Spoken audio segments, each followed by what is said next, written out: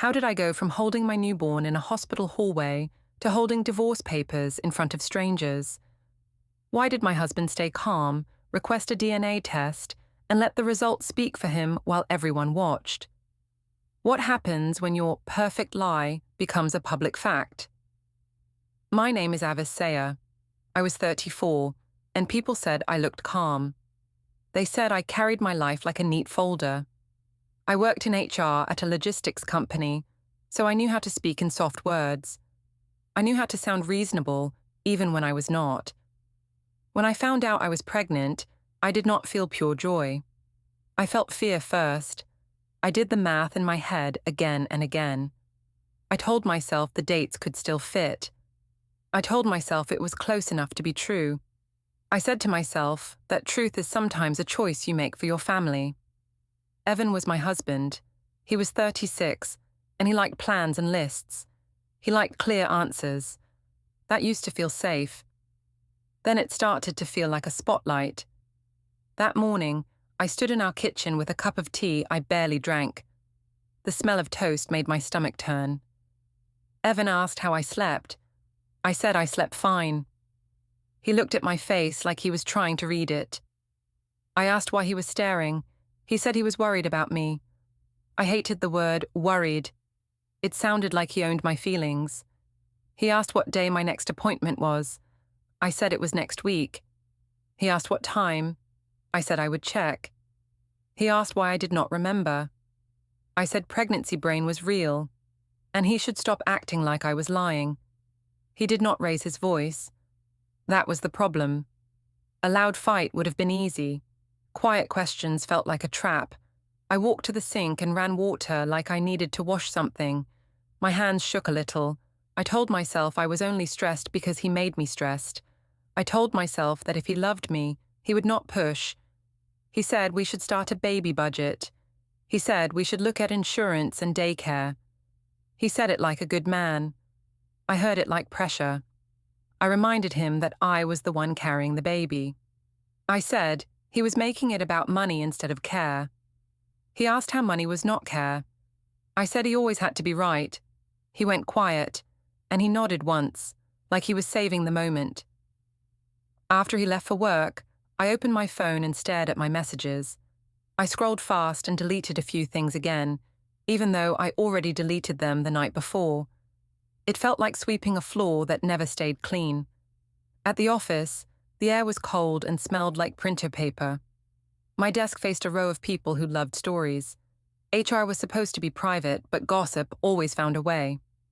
Cassidy Moore leaned on my cubicle wall and asked how the home dictator was acting today. I smiled, because that was the role I gave Evan.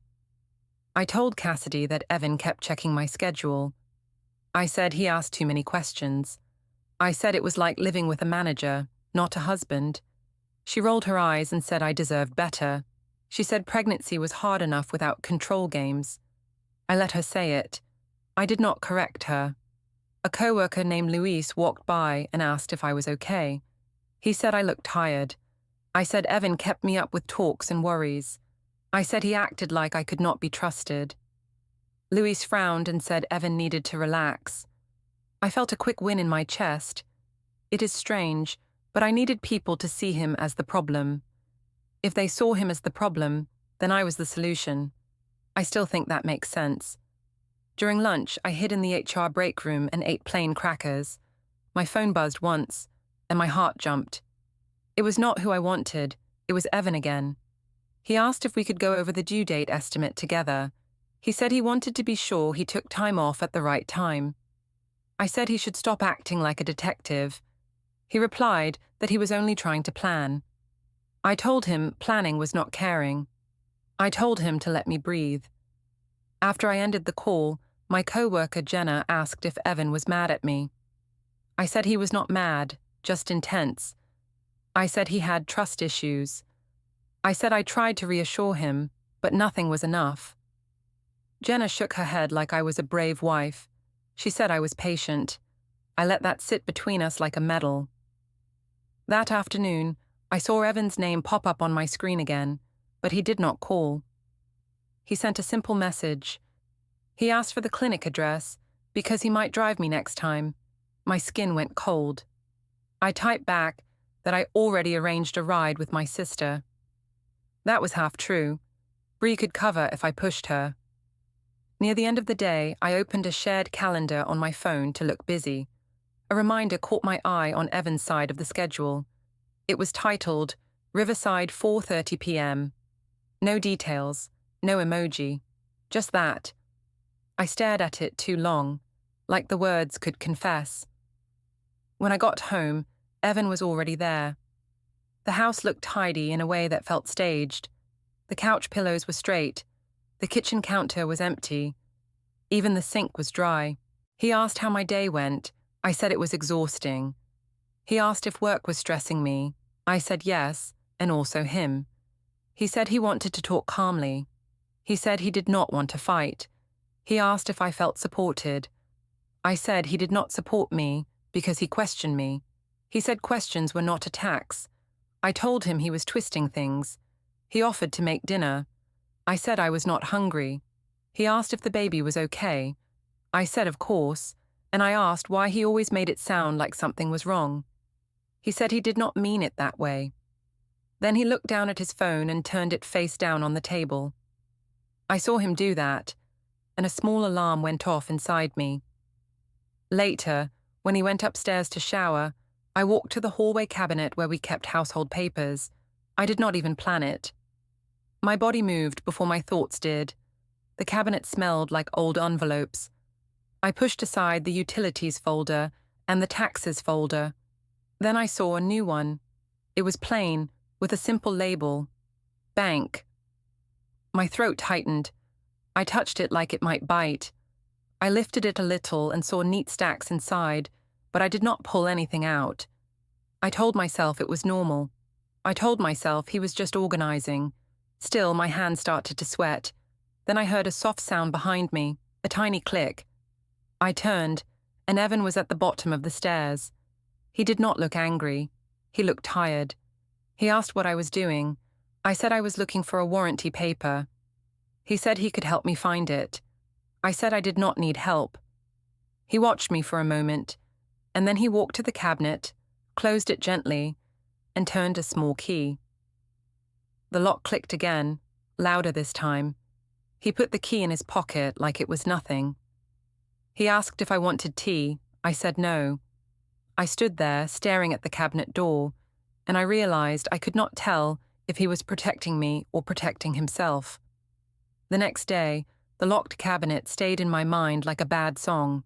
I kept telling myself I was overreacting. I said Evan always liked organizing. I said a folder did not mean anything. Still, I watched his hands more than his face. In the morning, he made oatmeal and put a bowl in front of me. He asked if I felt sick. I said it was normal. He asked if I wanted him to drive me to work. I said no, because my schedule was busy. He nodded like he accepted it, but his eyes stayed on me a second too long. On my way out, I saw his phone on the counter. The screen lit up with a missed call from no caller ID. He picked it up fast and turned the screen away. I asked who it was. He said it was nothing important. I told him he was hiding things now too. He said he did not want to talk before work. That made me angry because it felt like my line had been taken. At the office, Cassidy came to my desk like she owned the space. She asked if I wanted to go out after work. She said I needed to relax, and she said a pregnant woman should be celebrated. I said I was tired, but I also said yes. I knew Noah would be nearby that week. I knew it before she even said the bar's name. I told myself it was harmless because I did not do anything in the moment. I told myself I just needed to feel seen. I said Evan stopped seeing me as a woman and only saw me as a project. That was my favorite story, because it sounded deep and sad. All day, I worked with a spreadsheet open on my screen so I looked focused. People walked past and saw numbers and dates, and they assumed I was responsible. I was careful to answer emails fast. I was careful to smile when managers looked my way. I said yes to extra tasks because it made me look like a good person. Near the end of the day, Evan messaged again. He asked when I would be home. I said late, because we had a team thing. He asked where. I said downtown. He asked which place. I said it did not matter. He replied that it did matter for safety. I replied that he was not my father. Then I put my phone face down like him, and I hated that I copied him. After work, Cassidy and 2 other co-workers drove us to a rooftop bar. The elevator smelled like perfume and beer. I held the handrail and tried to stand steady like I was confident. Cassidy asked if I was excited to be a mom again. I said yes, and I said it was different this time. She asked what I meant. I said I had learned to demand respect. That word came easily for me. Respect. I used it like a shield. I said respect was not something you begged for. I said respect followed results, and I had results. The women laughed, and they clinked glasses. I drank sparkling water and acted like I was still part of the fun. Noah arrived later, like it was an accident. He walked in with that easy smile that always made me feel chosen. He asked how I was. I said I was good. He asked if I was still stressed. I said my husband did not understand me. He said that was sad. I said yes, it was. Cassidy noticed him and asked who he was. I said he was a vendor contact from a past project. Noah played along. He said he worked in sales and was in town for meetings. Cassidy said we should all take a photo. I said it was fine. We stood by the railing. The city lights were behind us. The glass wall caught reflections. Noah stood slightly too close, and I felt warm and guilty at the same time. Cassidy held up her phone and said we looked great. I smiled. I smiled like a person with a clean life. Later, I went to the restroom and checked my phone. I saw a message request from Noah. He asked if we could talk somewhere quiet for 5 minutes. I stared at the message and told myself it was not wrong. I told myself I needed closure, or clarity, or something that sounded mature. I stepped out to a side area near the service door. It was not romantic. It smelled like cleaning supplies. Noah asked if I was okay at home. I said Evan was being strange. I said he was acting like he did not trust me. Noah said Evan probably never deserved me. I let him say it. I needed someone to say it. Noah asked if Evan knew. I said no, and I said he never would. Noah said I had to keep it that way. I agreed. Then I felt the baby move, and I suddenly felt like my own body was telling me I was lying. I went back inside and sat with Cassidy. She showed me her phone and said she posted the photo. She tagged everyone she could. She asked if she should tag Evan too, because he was my husband, and it looked cute. I said yes without thinking, because saying no would have looked suspicious. I told myself a tag was harmless. On the drive home, the car was too quiet. The parking garage at our building had a harsh white light that made everything look guilty. I sat in my car for a minute before going inside. My phone buzzed. It was Evan. He asked if I was safe. I said yes. He asked who I was with. I said co-workers. He asked if I drank. I said no. He asked why my location showed me near a different address earlier. I froze. I asked how he could see that. He said it was a shared phone setting for emergencies. I said he was spying. He said it was already on. I said he turned it on to control me. He said he did not want to fight. I walked into the apartment and found him on the couch, not in front of the TV, but sitting straight. He asked if we could talk. I said there was nothing to talk about. He asked why I sounded angry. I said because he treated me like a liar. He picked up his phone and turned it toward himself. He asked about the rooftop bar photo. He said someone tagged him. He said he saw the reflection in the glass. He asked who Noah was. I laughed too quickly and said Noah was nobody. I said Noah was a vendor.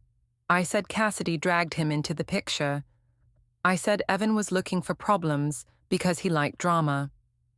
Evan asked why my co-workers knew so much about our marriage. I said because I needed support. He asked why support looked like public jokes about him. I said he was being sensitive. I said he always played the victim. He looked down like he was counting to 10 inside his head. He asked me to repeat my timeline from the evening. I said it was simple. I said I went from work to the rooftop bar and then home. He asked about the 10-minute gap in the rideshare record. I said the app must be wrong. He asked why the record had a stop. I said it was traffic. He nodded like he heard me, but I could tell he did not believe me. Then he did something that scared me more than yelling. He put his phone face down on the coffee table. I heard a soft beep. My stomach dropped. I asked what that sound was. He said it was nothing. I asked if he was recording me. He said he wanted accuracy. I told him he was cruel. I told him he was doing this to hurt a pregnant woman. He asked why asking for facts was cruel. I said, because love was supposed to be trust. He said trust was built on truth. I went to bed angry, but I did not sleep. I kept hearing that small beep in my head, like a metronome. I kept seeing the reflection in the bar glass. I kept telling myself I was still in control. In the dark, I reached for my phone and checked the photo again.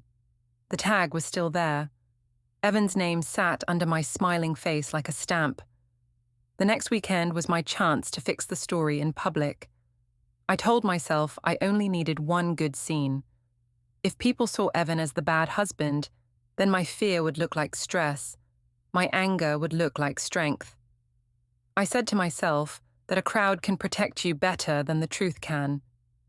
We met at a family restaurant with a long table in the back. It was one of those places with warm lights and loud plates. My mother, Janice, arrived early, like a manager on opening day. My sister Bree came in behind her and asked if I was okay. I said I was fine. Evan walked in last with Mila holding his hand. He smiled at Mila, but he did not smile at me. Cassidy came too, because I invited her on purpose. I told Evan it was just dinner, but I invited a witness. Cassidy hugged me and asked how the baby was. I said the baby was strong. She looked at Evan and asked if he was excited. He said he was excited, yes. His voice sounded normal. That made me feel annoyed, like he was ruining my plan by acting like a human. We sat down. Mila climbed into her chair and asked if she could have fries. I said yes. Evan asked if Mila washed her hands. Mila said she did. The waiter came and asked what we wanted. Evan ordered something simple. I ordered something I did not even want, just to look confident. My mother started right away. She asked Evan why he looked so tired. She asked if he was still giving me a hard time. Evan said he was not giving me a hard time. He said he only wanted us to communicate clearly. Janice laughed and said clearly was his favorite word. She looked at me like we shared a joke. I smiled. Bree tried to soften it. She said pregnancy can make people emotional. She looked at me and asked if I was resting. I said I was trying, but it was hard with all the pressure at home. I did not say Evan's name, but I looked at him when I said it. Cassidy leaned closer and asked what pressure. I said Evan kept checking my schedule like I was a teenager. Cassidy shook her head and said that was not okay. Evan looked at his plate and asked if we could keep the talk calm in front of Mila. I said I agreed, but then I kept talking. I said I was only being honest. I said he asked for honesty all the time. Janice asked Evan why he never posted pictures of me anymore. She asked if he was ashamed. Evan said he did not post much in general. Janice said a husband should be proud. Cassidy nodded like she was in a meeting. I felt the table turning my way, and I liked it. When the food came, I waited until the waiter left. Then I started my soft speech. I said marriage should feel safe. I said a pregnant wife should not feel watched. I said I was tired of being questioned. I said I needed support, not investigation. Evan asked what I meant by investigation. I said he knew what I meant. He asked if I could give one clear example. I said he was doing it right now. I said his questions were the example. People laughed a little, not because it was funny, but because they wanted to be on the right side. Tyler, Evan's brother, was there too. He came late and sat near Elaine, Evan's mom. Elaine did not speak much. She watched. Tyler asked what was going on. Janice told him Evan was stressing me out. Tyler's face changed. He asked Evan if that was true. Evan said he did not want to argue at dinner. Tyler said he did not want to argue either, but he wanted to understand. That was when I pushed harder. I said Evan acted cold. I said he treated me like a problem to solve. I said he made everything about dates and schedules. I said he did not touch my hand anymore. I said he slept like he was already gone. I said it with a sad face, like it hurt me more than it hurt him. Evan asked why I was telling private things to everyone. I said because I needed help. He asked if I asked him for help first. I said I did, and he did not listen. That was not true, but it sounded true in the moment. It was close enough for people to accept. Cassidy pulled out her phone and said she wished she could show people how brave I was. She said women should speak up. I did not tell her to stop. I let the phone sit on the table like a small weapon. Evan looked at the phone and asked Cassidy not to film. Cassidy asked why. Evan said because Mila was there. Cassidy said she would only record a few seconds. Evan said no again. His voice stayed even. It made Cassidy act offended, like he attacked her. She said he was controlling. I nodded and said he always did that. Then something happened that I did not plan. Mila looked up from her fries and asked why Daddy was mean to Mommy. The word hit the table like a cup dropped on tile. Evan's face tightened, but he did not explode. He asked Mila who said he was mean. Mila said Mommy said it. My stomach twisted. I wanted Mila to repeat my story, but not like that. Not in that clear way. Evan asked Mila what else she heard. Mila said Mommy talked on the phone in the car a lot. She said Mommy said Noah sometimes. She said it like a simple fact, like she was naming a cartoon character. The table went silent for a second. I laughed fast. I said Mila was mixing names. I said there was a Noah in her class storybook. I said kids repeat sounds. Janice jumped in and said kids say random things. Bree looked at me with wide eyes and asked quietly if I wanted water. I said I was fine. Evan did not look at Mila after that. He looked at me. He asked who Noah was. I said I already told him. I said Noah was a vendor. I said Evan was turning a child's words into a crime. I said he was sick for that. Elaine finally spoke. She asked very calmly, "What vendor?" She said she did not remember that name. I said it was not important. I said she was not involved in my work. Elaine nodded once, like she filed the answer away. Tyler asked Evan if he believed me. Evan said he did not know what he believed yet. He said he would not talk about it in front of Mila. He asked if we could finish dinner and take Mila home. I heard something in his tone then, not anger, but a decision. Janice called him dramatic. She said he was making a scene by acting so calm. She said calm could be cruel too. I agreed. I said his silence was punishment. I said he wanted me to beg. Evan asked when he ever asked me to beg. I said he did not have to ask. His behavior demanded it. Evan stood up to take Mila to the restroom. He told Mila to wash her hands again. He spoke gently to her. He walked away from the table like it was not a battlefield. That made my chest burn. I wanted him to fight. I wanted him to give me a clear enemy. While he was gone, Cassidy whispered that Evan was acting like a lawyer. She said he was probably planning something. I scoffed and said Evan was not that smart socially. I said he only knew computers. People laughed again, and I felt powerful for a moment. When Evan came back, his phone buzzed. He looked at the screen and stepped away. I saw the words unknown before he turned it. He did not answer at the table. He walked toward the front entrance and took the call there. Bree leaned toward me and asked if I was sure about what I was doing. I asked what she meant. Bree said, in a small voice, that it felt like I was pushing too hard. I told her she did not understand. I said I had to control the narrative because Evan was trying to paint me as crazy. Bree went quiet. Evan returned and sat down like nothing happened. He asked for the check. He said we would take Mila home. Janice said we were not done talking. Evan said we were done for tonight. He did not ask, he stated it. On the drive home, Mila fell asleep fast. Evan kept both hands on the wheel. He asked me, without looking at me, to explain one thing. He asked why Mila heard the name Noah. I said Mila was confused. He asked if I could say that again slowly. I said she was confused. He went silent. At home, he carried Mila to bed and tucked her in.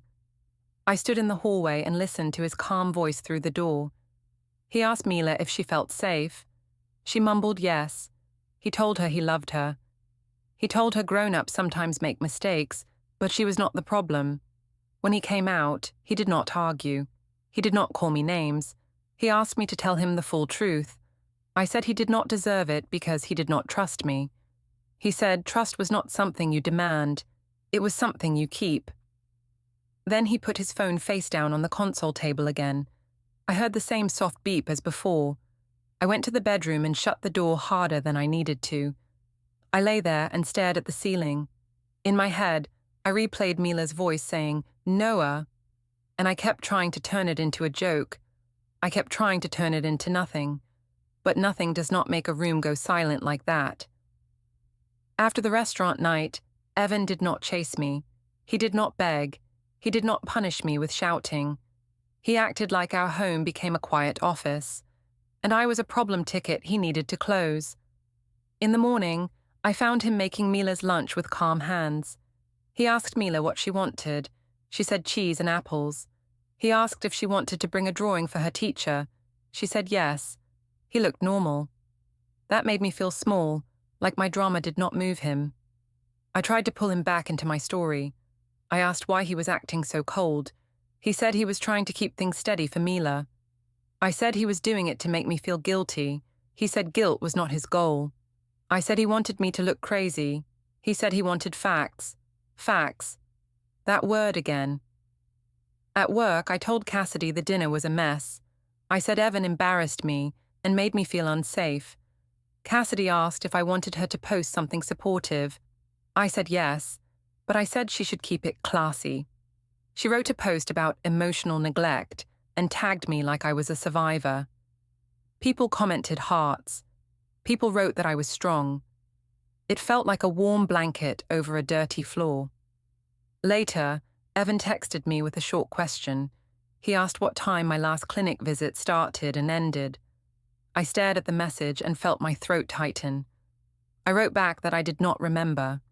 He replied that the clinic portal might show it. I wrote that he needed to stop.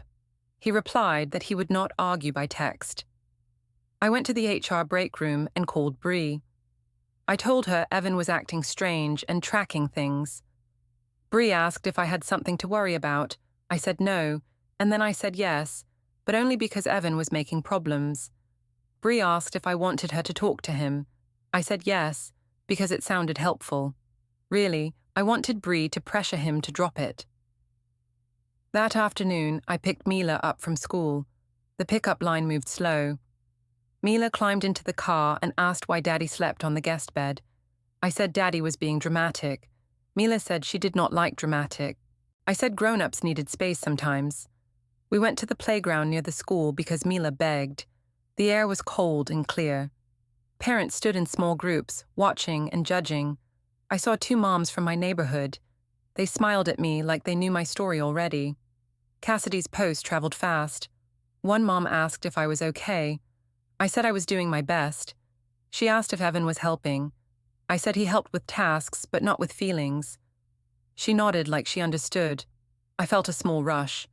I liked being understood without needing to explain the ugly parts. Mila ran to the swings. I sat on a bench and rubbed my belly through my coat. Another mom asked if I was excited for the baby. I said yes, but I said it was hard when your partner questioned you. She asked what I meant. I said he acted like I could not be trusted.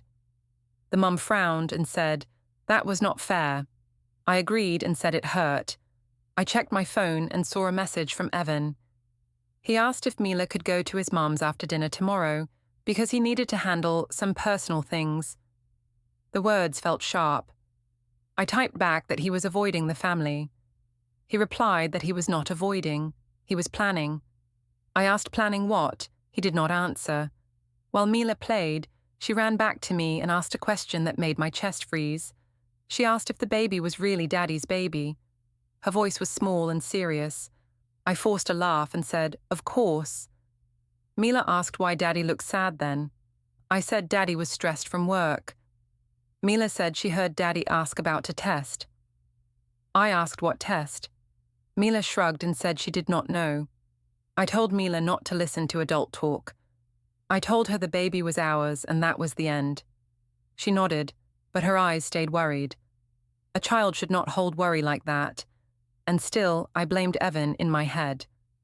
I told myself he put that fear in her. That night, at home, Evan was on the couch with his laptop open. He closed it when I walked in. I saw a quick flash of columns like a spreadsheet, but I did not see words. I asked what he was working on. He said household planning. I asked why it needed a spreadsheet. He said it helped him think clearly. I went to the kitchen and found the printer tray pulled out a little. A faint toner smell hung in the air. I asked if he printed something. He said the printer ran a test page by accident. I asked why it would do that. He said it sometimes happened. His voice stayed calm, but his eyes looked tired.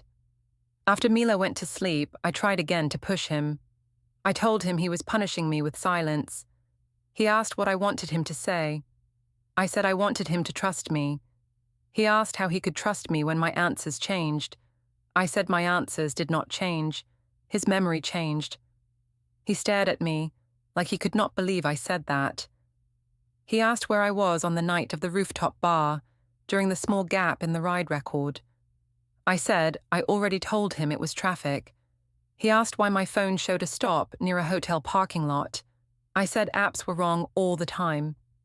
He asked why the stop matched Noah's travel schedule that week.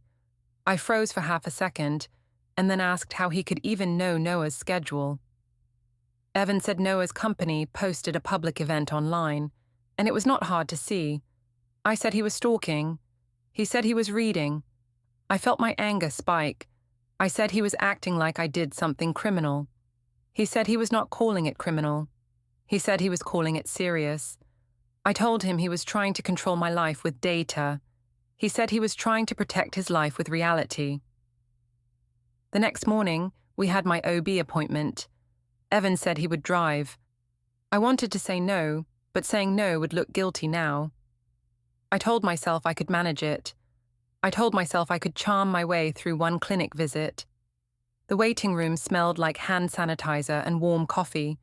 A TV played silent news. Evan sat beside me with his hands folded. He looked like a man waiting for a meeting, not a baby appointment. He asked if I felt the baby kick. I said yes. He nodded, but he did not touch my belly. A nurse called my name. Evan stood up too. The nurse asked if he was coming. Evan asked if it was allowed. The nurse said partners could come for part of it. I felt my stomach drop, because I did not want him hearing details without my control. In the hallway, the nurse asked basic questions. She asked if I felt safe at home. I answered too fast. I said I was safe, but stressed. The nurse asked what stressed me. I said my husband questioned me all the time. Evan looked at me, then looked away. The nurse wrote something down. When we sat back in the waiting area for a few minutes, Evan's phone buzzed. He did not hide it. He simply looked, then put it back in his pocket. I caught a glimpse of a thread name that said, follow-up. My mouth went dry. After the visit, in the car, Evan asked one more thing in that steady voice. He asked if I would be willing to confirm paternity after the birth, the normal way. So nobody had to guess. I snapped and asked why he wanted to humiliate me. He said he did not want humiliation. He said he wanted clarity. At home, Mila ran to Evan and hugged his legs. She asked if the doctor said the baby was okay. Evan said the baby looked fine. Mila looked up at him and asked, again, if the baby was really his. Evan paused, then said they would handle grown-up questions in a responsible way, and Mila did not need to worry. I watched his face when he said it. He did not sound angry. He sounded decided. And for the first time, My old trick did not work. I could not make him the villain with one story. His calm was starting to look like something else. The baby shower was supposed to be my safety net. If enough people smiled at me and said, "Beautiful family," then the lie would feel solid. I told myself that public joy could glue private cracks. I chose a community hall because it was bright and cheap, and because it had a stage area where people could watch me. Cassidy helped plan it like it was a campaign. She asked what theme I wanted. I said neutral colors, clean and modern. She said it would look classy online. I told her I did not care about online, but I did. I cared a lot. On the day of the shower, I woke up early and put on a soft sweater dress. I stared at myself in the mirror and practiced a calm face. Evan walked past the bedroom door and asked if I needed help carrying gifts. I said I did not need help, and I asked why he always tried to look like the hero. He said he only wanted the day to go smoothly. I said smooth was not the same as kind. In the kitchen, Mila ate cereal and swung her feet under the chair. She asked if there would be cupcakes. I said yes. Evan asked Mila to say thank you when people gave gifts. Mila nodded. Evan sounded like a normal father. That made me angry, because I wanted him to look guilty. I wanted him to look like he was failing me. We drove to the hall with boxes in the trunk. Evan kept the radio low. I watched his hands on the wheel. He looked calm in a way that felt unfair. I asked if he was going to act strange today. He asked what I meant. I said he knew what I meant, and I said he liked to embarrass me by acting cold in public. He said he did not want attention. I said that was the problem. The hall smelled like balloons and coffee. Cassidy and 2 co-workers were already there, taping decorations. My mother, Janice, stood near the snack table like she was in charge. She hugged me and asked if I was okay. I said I was fine, and I said I just wanted one peaceful day. She looked at Evan and asked if he heard that. Evan said he heard it. Elaine came too, quietly, with Tyler. Elaine handed me a small gift bag and said congratulations. I said thank you, but my smile was tight. Tyler asked Evan if he was doing all right. Evan said he was doing his best. Tyler made a face like he wanted to say more, but he did not. Evan had trained them, I thought. Evan had trained everyone to be careful. People arrived in waves. A few neighbors, a few co-workers, and some friends from Cassidy's circle who barely knew me. I liked that. Strangers were easy. They only saw what I showed them. Cassidy asked Evan to stand by the balloon arch for photos. Evan said he would stand for one, but he did not want a long photo session. Cassidy laughed and said it was my day. Evan said it was my day, yes, and he still did not want to perform. I hated the word perform because it made my life sound fake. When people started giving gifts, I sat in a chair in front of everyone. Janice stood beside me and made jokes into a small microphone. She asked the crowd if they ever had a husband who checked out when things got real. People laughed. I laughed too, because it made me look relaxed. Evan stayed near the side wall with Mila. He smiled at Mila, not at the crowd. A co-worker asked Evan if he was excited for late-night feedings. Evan said he was excited to meet the baby. The co-worker said Evan looked serious. Janice jumped in and said Evan was always serious, and that was why I felt alone sometimes. I let her say it. I wanted it said out loud. Then Cassidy announced it was time for speeches. She said it would be cute if I said a few words. I did not plan a speech, but I was always ready to talk. I stood up and held the microphone with both hands like I was steady. I told everyone I was grateful. I said motherhood was hard and support mattered. I said some women had partners who made everything about schedules and proof, not feelings. I said pregnancy should not feel like a job interview. I did not say Evan's name, but I looked right at him when I said it. People made small sounds of sympathy. Someone said I was strong. Someone else said I deserved peace. Cassidy wiped fake tears. My chest warmed with that old power. I felt like I had control again. Evan did not react. He did not move his face. He did not try to stop me. He just looked at me like he was taking notes without writing. That bothered me more than anger would have. After the speech, Janice clapped loud and told everyone I had been carrying the family on my back. She asked the crowd to give me a standing ovation. Some people stood halfway, unsure, but they did it anyway. I watched Evan. He did not stand. He did not sit with a rude face either. He stayed still, with Mila's small hand in his. Later, when game started, Cassidy pushed Evan to join. She asked him to guess baby food flavors with a blindfold. Evan said no thank you. Cassidy asked why. Evan said he did not want to do it. Cassidy said he was being a downer. I said he always did that, and I said he loved to spoil happy moments. Evan looked at me and asked if I wanted him to pretend. I said yes, because that is what marriage was sometimes. Evan said he would not pretend. The hall got louder as people ate and talked. I saw phones out, little videos, quick photos. I should have felt safe. Instead, I felt exposed. Every smile looked like a question. Every laugh sounded a bit sharp. Elaine came near me while I opened gifts. She said she hoped the baby was healthy. She asked if I had everything I needed at home. I said yes. She nodded and looked past me toward Evan. Her eyes were calm, but they felt like a scale. When the shower ended, people hugged me and said nice things.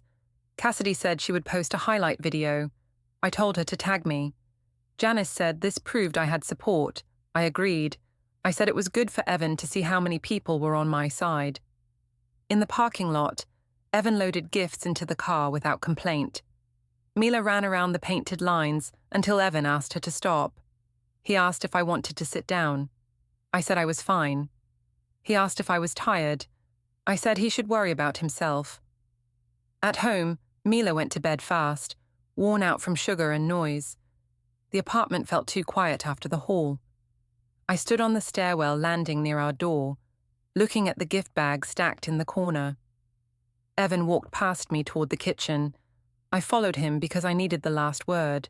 I told him he embarrassed me today by acting distant. He asked how he embarrassed me. I said everyone could see he did not care. He said he cared, and he would not be forced to act for an audience. I said an audience was the only thing keeping me from falling apart. He asked if that was true, or if the audience was for control. I snapped and said he was cruel. I said he was trying to punish me with silence. Evan said he was not punishing me. He said he was choosing a lawful path because emotions were not working. I asked what that even meant. He looked at me with that calm face and said he would handle things properly. Then he walked to the hallway cabinet and took out a small key I had not seen before.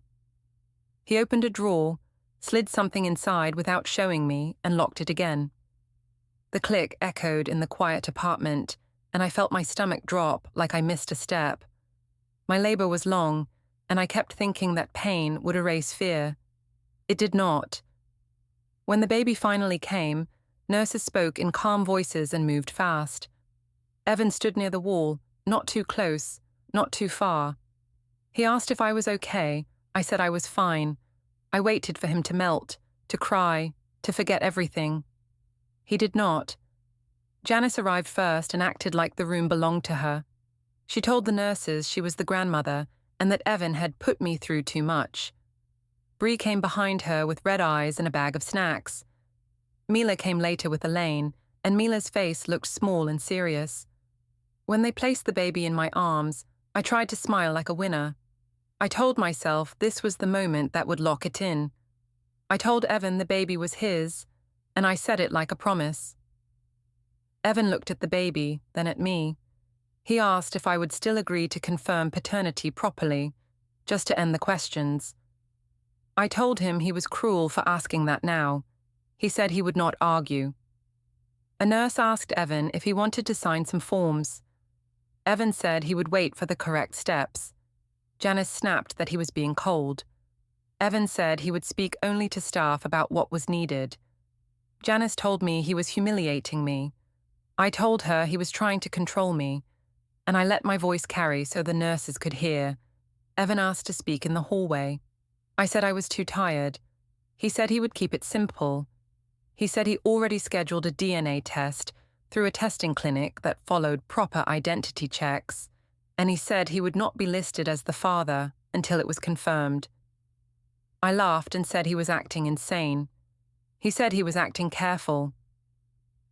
2 days later, we were in the hospital lobby near the elevators, with gifts piled on a chair and Mila holding a balloon.